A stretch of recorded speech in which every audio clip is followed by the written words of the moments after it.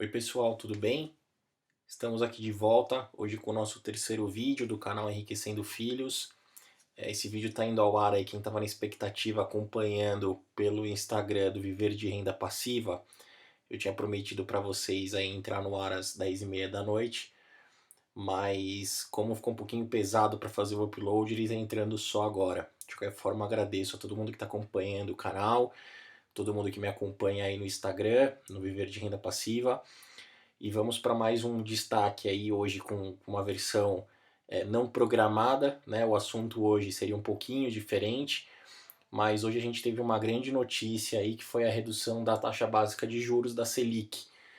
E embora seja um assunto com bastante tecniquez, eu diria, por conta de ter alguns detalhamentos específicos aí de economia, mas acho que é legal todo mundo ter ciência do que é essa redução, de que forma que elas impactam nos principais investimentos, porque isso é nosso dia a dia, né? Então, principalmente para quando a gente está pensando em elaborar estratégias aí de investimentos, essa taxa básica de juros, essa redução ou aumento eventual dela, afeta diretamente isso, tá?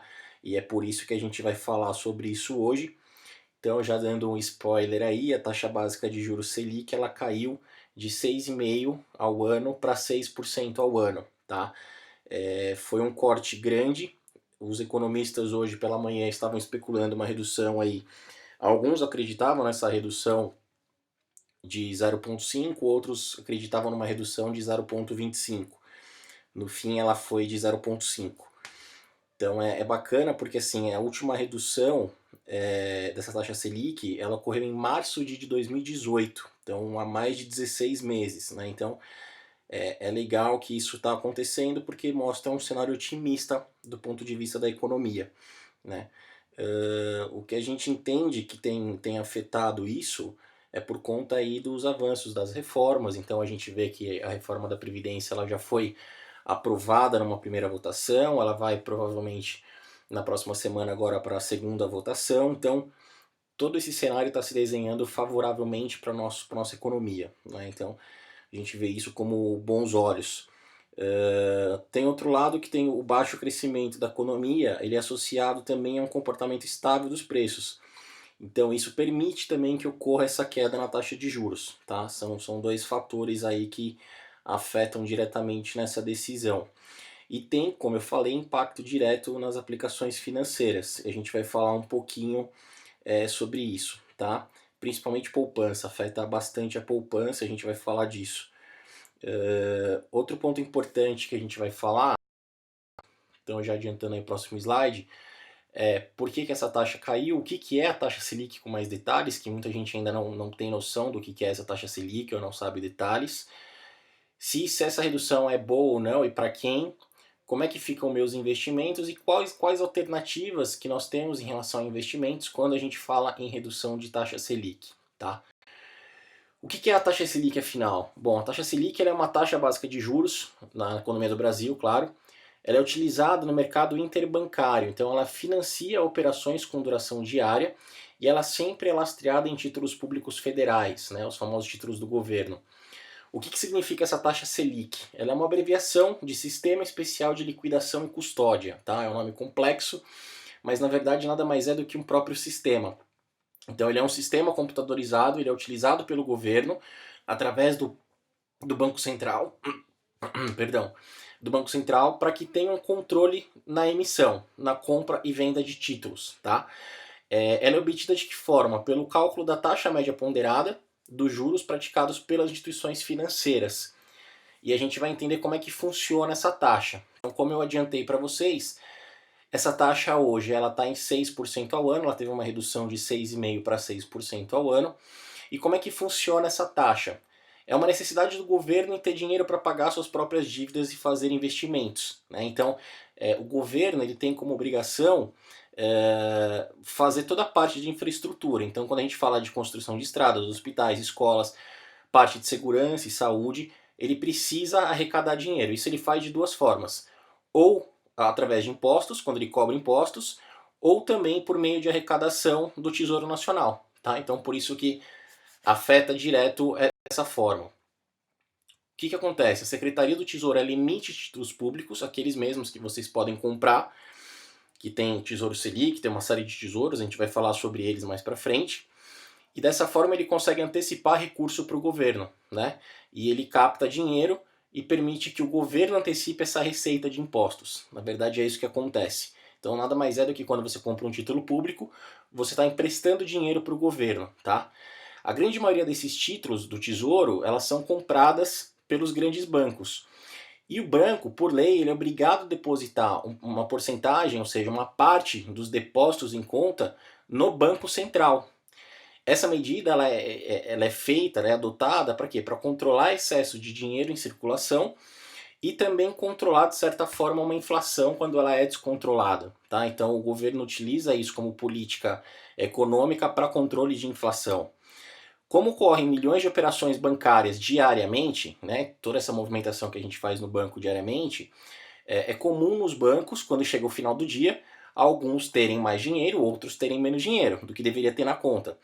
Então, por conta disso, os bancos eles são obrigados a respeitar isso e por conta disso eles têm que pegar empréstimos em outros bancos. Então, existem operações diárias que um banco empresta dinheiro para o outro, tá? Exatamente para ter esse cumprimento da lei. Por que eu estou falando tudo isso, né? Porque esses empréstimos, primeiro, só para vocês entenderem, eles são de curto prazo. Então, quando um banco empresta para o outro, a duração média é em torno de 24 horas. Como, por exemplo, a gente dá a casa como garantia no financiamento habitacional, os bancos eles dão como garantia os títulos adquiridos pelo Banco Central. Então é assim que funciona. Toda essa história de empréstimo ela serve para entender duas premissas, duas denominações. Para entender o que significa Selic Over, porque na verdade essa taxa Selic que a gente conhece e vê nos noticiários, ela divide-se em duas, Selic Over e Selic Meta. Qual que é a diferença? Essa Selic Over é a taxa de juros que é praticada quando o banco empresta dinheiro para o outro. Exatamente isso que eu mencionei agora para vocês, tá? E a taxa Selic Meta é essa que é utilizada nos noticiários, essa que é apresentada nos noticiários, que ela representa o que? A taxa básica da economia do Brasil. Ela parte de ser um parâmetro para todas as outras praticadas no mercado. E ela tende a ser a menor taxa de juros que existe na economia. O que isso significa? Tem dois lados. Para quem empresta dinheiro, com a redução da taxa Selic, teoricamente, as taxas de empréstimo bancários tendem a cair, tá? Elas não vão cair na mesma proporção, isso eu já adianto para vocês. E na outra ponta, para quem investe, também, entre aspas, é penalizado, porque o nível de retorno financeiro também fica menor, principalmente quando os investimentos são de renda fixa, atrelado ao tesouro, por exemplo, a poupança, que tem uma regrinha que a gente vai falar como é que funciona. Então, tudo que é mais voltado para a renda fixa também sofre quando tem redução da taxa de juros, tá? Como é que essa taxa é definida? Ela serve como um parâmetro para as demais taxas da economia, que eu acabei de falar para vocês. Então, o aumento e a diminuição, direto, tem uma relação direta na influência do dia a dia e na economia do Brasil. Como é que é feito isso? Por conta da importância dela, tem um meio muito transparente e confiável que discute os rumos dessa taxa. Isso é feito através do Copom, que vocês já devem ter visto nos noticiários também. O Copom nada mais é do que o Comitê de Política Monetária. Tá? Ele foi criado no Brasil em 1996 e o Copom ele é responsável por definir essa taxa de juros básica da economia e ele estabelece as regras da quantidade de dinheiro em circulação no país. Então ele acaba controlando isso. Para definir as taxas Selic, são realizadas 8 reuniões por ano. Então, por isso que ao longo do ano existe ou não essas alterações da taxa. Então, a taxa no começo do ano, a taxa Selic, ela estava mais alta, ela vem sofrendo reduções e já está no patamar de 6% ao ano. Tá?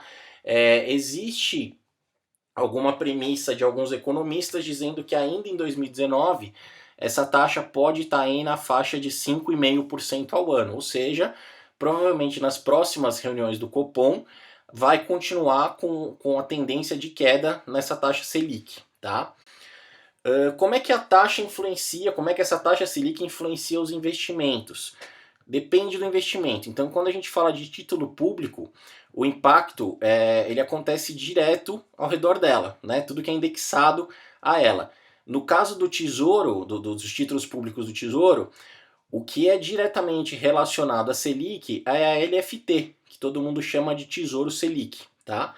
que na verdade tem a sigla que todo mundo também busca quando vai investir, que é LFT, ok? Nesse investimento, o aumento da taxa também aumenta a rentabilidade, que não é o caso que aconteceu agora, pois ele rende exatamente na variação. E o mesmo acontece, que foi o que aconteceu agora, no caso da redução, ou seja, implica em menor rentabilidade. Tá? Então, para quem tem ou pretendia ter dinheiro aplicado em Tesouro Selic, qualquer projeção feita agora vai ser com uma curva de juros menor, ou seja, o retorno financeiro também é menor. Tá?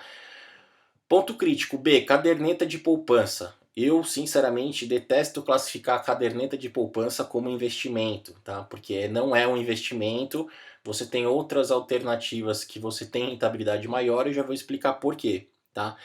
A rentabilidade da poupança, ela está diretamente atrelada, o quê? Ao valor do juro Selic, tá? Vigente no período. Isso vai dependendo do fator, ou seja, da premissa de qual que é a taxa da Selic. Existe uma regra. Qual que é essa regra? Se a taxa Selic ela tiver num patamar do que 8,5% ao ano, que não é o que está acontecendo agora, aí a regra é que a poupança vai render 0,5% ao mês mais a TR, que é a taxa referencial, tá?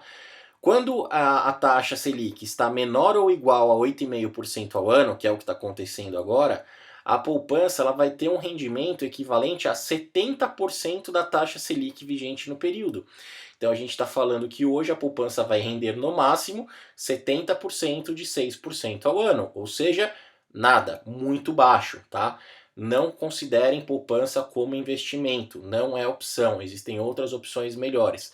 Por exemplo, de cara, um título do Tesouro Selic, ele vai render 100% da Selic aproximadamente. Então já é melhor do que o 70% da poupança, tá? Mas tem outras alternativas também que a gente vai falar sobre isso, principalmente quando a gente pensa em enriquecer os filhos, enriquecendo os filhos. A gente está pensando numa estratégia de médio e longo prazo, a gente tem alternativas melhores. Tá? Como é que a Selic influencia a questão do CDI? Então, os investimentos atrelados à CDI, a gente pode comparar o que acontece na taxa Selic Over, tá? Que é aquela que é praticada nos empréstimos, que eu falei entre o banco e outro. Em geral, o CDI e a Selic são muito próximos. O que significa CDI? É Certificado de Depósito Interbancário, é uma sigla, tá? O que acontece é que às vezes o banco, ao invés de utilizar títulos públicos como garantia, eles podem usar seus próprios títulos privados baseados na solidez do próprio banco, que é chamado de Certificado de Depósito Interbancário, ou seja, CDI, tá? Se esses títulos eles forem utilizados como garantia entre empréstimos de um banco e outro, a taxa de juros vai ser usada, no caso, como o CDI, ok? A gente não vai detalhar agora como é que funciona a CDI, porque isso é uma outra premissa, quando a gente entrar um pouco mais em detalhes de cada um dos investimentos a gente fala disso, mas para referência, para a gente ter de referência aqui, é importante saber que a Selic e o CDI, eles praticamente correm paralelos em termos de rentabilidade, ok? Bom, sendo assim, o que acontece na prática? Né? O CDI, se a Selic aumenta, o CDI vai aumentar e vice-versa. Então, como a Selic agora baixou, o CDI também tende a baixar, ok?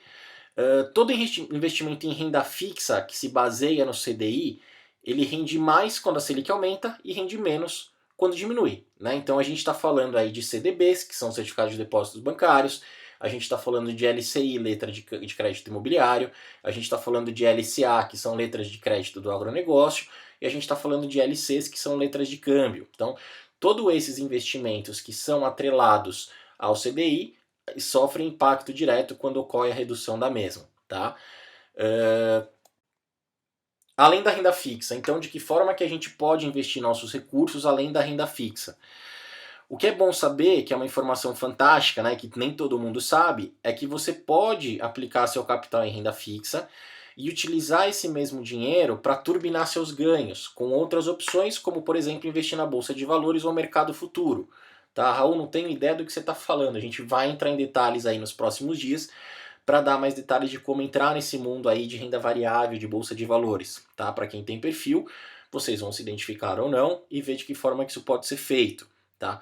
Por que que dá para turbinar? Porque muitas vezes nas corretoras você pode utilizar o dinheiro que você tem em alguns títulos, como o CDB, por exemplo, como margem de garantia para operações. Então você consegue, de certa forma, turbinar ou maximizar seu potencial de ganho com operações em ações e fundos imobiliários, por exemplo. Tá? A gente vai tratar bastante sobre isso. Só que quando a gente falar de renda variável, bolsa de valores, sempre está atrelado a algum risco, tá? E aí é muito importante cada um identificar seu perfil de investidor, porque não adianta você falar, Raul, renda variável dá mais dinheiro a longo prazo? Sim, depende do prazo, sim. Só que se você não tiver estômago para aguentar isso, para acompanhar a volatilidade e tudo mais, talvez não seja o melhor perfil para os seus investimentos e para os seus filhos, tá? O que é importante a gente ressaltar, que eu acabei de falar, é a questão do perfil, sua tolerância a risco. A gente tem que identificar quais são os seus objetivos. Então, assim, meu filho, estou começando a investir com meu filho, mas meu filho já tem 15 anos. Eu quero que ele tenha dinheiro para daqui 2 anos para ele fazer um intercâmbio, ou não. Minha esposa está grávida, que já estou pensando em começar a investir agora, ou está com 5 anos, está com 10 anos. Cada caso é um caso, cada objetivo é um objetivo. Pode ser que eu estou juntando dinheiro para pagar uma faculdade do meu filho, ou pagar um ensino médio numa escola melhor. Então é importante a gente traçar objetivos, e objetivos está diretamente relacionado ao prazo que eu pretendo utilizar aquele recurso e de que forma. Tá? Então, quando a gente fala de assessoria de investimento, é muito importante a gente traçar uma consulta com uma assessoria de investimento no sentido de entender qual que é o meu perfil de risco, é um ponto primordial, e principalmente eu deixar muito claro quais são meus objetivos de vida. O dinheiro, seja ele para nós ou para os nossos filhos, ele nunca é o fim, ele é o meio. Para o quê? Para proporcionar algum objetivo que a gente busca com aquele recurso. Então é muito importante essa transparência, tá?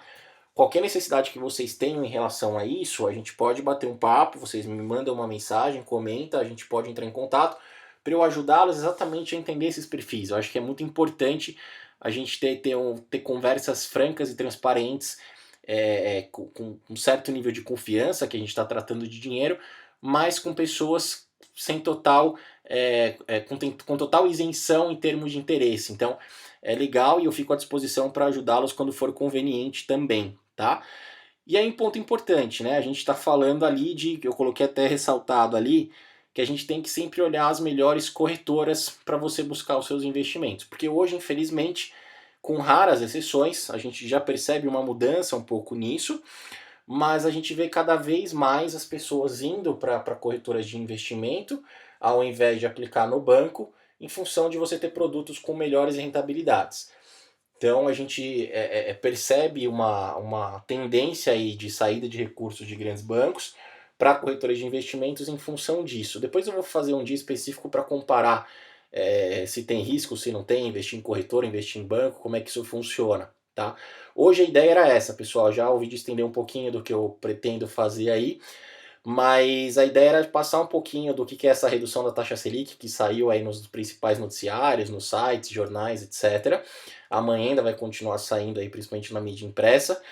Então, é mais para vocês terem um pouco mais de subsídio do que é essa redução da taxa Selic e de que forma que ela influencia principalmente nos nossos investimentos, tá bom?